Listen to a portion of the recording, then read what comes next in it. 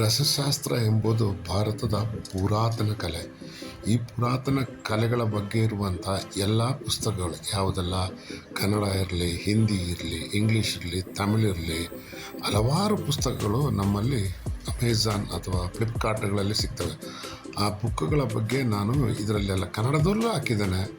ಇನ್ನೂ ಹಲವಾರು ಸಾವಿರಾರು ಗ್ರಂಥಗಳಿವೆ ರಸವಾದದ ಬಗ್ಗೆ. ಆದರೆ ಯಾವುದೆಲ್ಲ ನನಗೆ ಕೈಯಲ್ಲಿ ಸಿಕ್ಕಿದೆ ಅವುಗಳನ್ನೆಲ್ಲ ಈ ಒಂದು ಎಪಿಸೋಡ್ನಲ್ಲಿ ನಾನು ಹಾಕಿ ಕಳಿಸ್ತಾ ಇದ್ದೇನೆ. ನೀವು ಇವುಗಳನ್ನು ನೋಡಿ ನಿಮ್ಗೆ ಬೇಕಾದ ಪುಸ್ತಕಗಳನ್ನು ಪಡೆದುಕೊಳ್ಳಬಹುದು. ಪುಸ್ತಕಗಳಿಲ್ಲ, ಇವುಗಳು ಮಾಡಲಿಕ್ಕೆ ಆಗೋದಿಲ್ಲ ಅಂತಿರುವಂಥ ಡೌಟ್ ಇರುವವರಿಗೆ, ಇನ್ನೂ ಕೆಲವು ರಸವಾದವೇ ಇಲ್ಲ,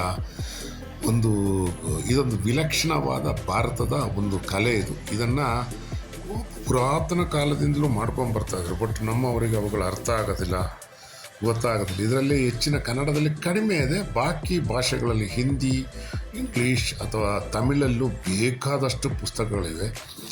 ಹಲವಾರು ತಂತ್ರಜ್ಞರು, ಹಲವಾರು ಸಾಹಿತಿಗಳು, ನಮ್ಮ ಮೈಸೂರು ಯೂನಿವರ್ಸಿಟಿ, ಹಳೆಯ ಯೂನಿವರ್ಸಿಟಿಯವರು ಈ ರಸವಾದದ ಬಗ್ಗೆ ಬರೆದಂಥ ಗ್ರಂಥಗಳು ಸಹ ಇವೆ. ಹಾಗೆ ಇನ್ನೂ ಇದೆ ಕನ್ನಡದಲ್ಲಿ ಹಲವಾರು ಗ್ರಂಥ. ನನ್ನ ಕೈಯಲ್ಲಿ ಸಿಕ್ಕಿದಂಥ ಗ್ರಂಥಗಳನ್ನು ನಾನು ಹಾಕಿದ್ದೇನೆ. ಕೆಲವು ಕಡೆ ಅದರ ರೇಟ್ ಎಷ್ಟು ಉಂಟು ನಾನು ಹಾಕಿದ್ದೇನೆ.